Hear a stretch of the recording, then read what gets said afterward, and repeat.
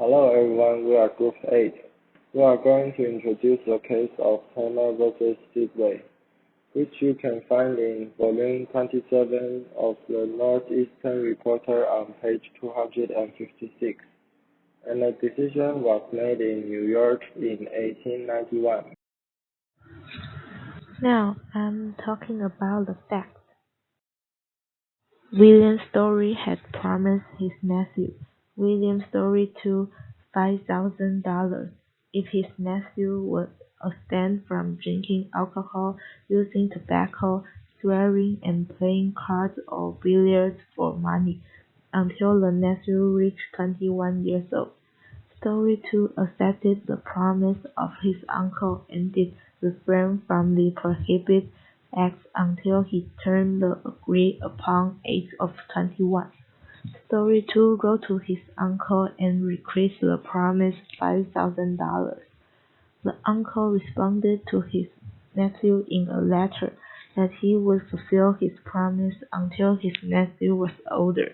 The younger Story consented to his uncle's wishes. The uncle died in 1887 without having transferred any of the money owed to his nephew. Meanwhile, the nephew transferred the $5,000 financial interest to his wife. Nephew's wife had later transferred this financial interest to Louisa Hammer on assignment. The elder Story's estate refused to grant Hammer the money, believing there was no binding contract due to a lack of consideration. As a result, Hammer sued the estate executor Sidway. Our issue is whether consideration is applicable in the case, and our holding is yes. A valid contract has some parts. The first one is offer, and the second one is acceptance, and the third one is consideration. The rule of law in this case is the consideration. Consideration is the bargain for exchange between the promisor and the promisee. A valid contract requires each party to give something up. For example, in the case of an employment contract, one party agreed to give up money, and the other party agreed to give up labor. A contract is a two-way street with each party giving up something to get something else that they want. Consideration is an indicator that the party intend to be bound, and is used by common law court to try to avoid having to guess about the mental state of the party as they take various actions. Generally, promises cannot be enforced unless it is supported by consideration.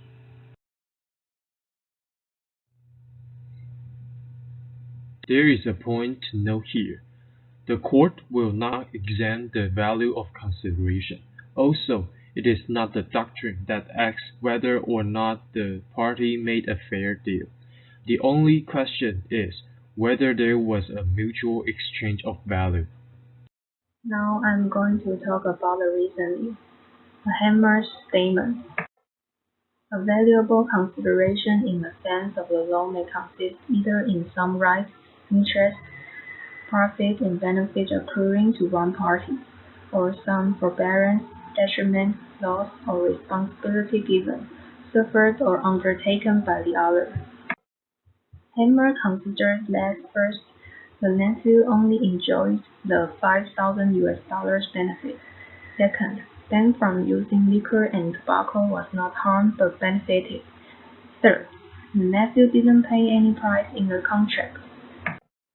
Accordingly, Hammer thought the contract was invalid because the contract was without consideration to support.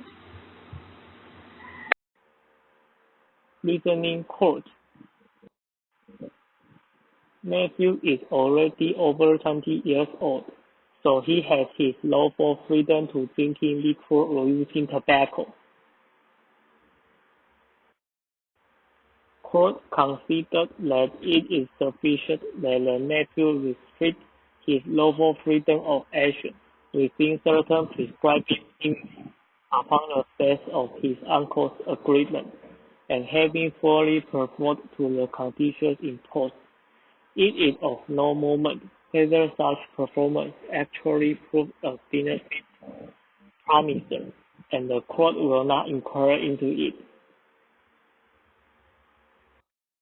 Accordingly, it is valid. Conclusion is that Hammer wins the case at last.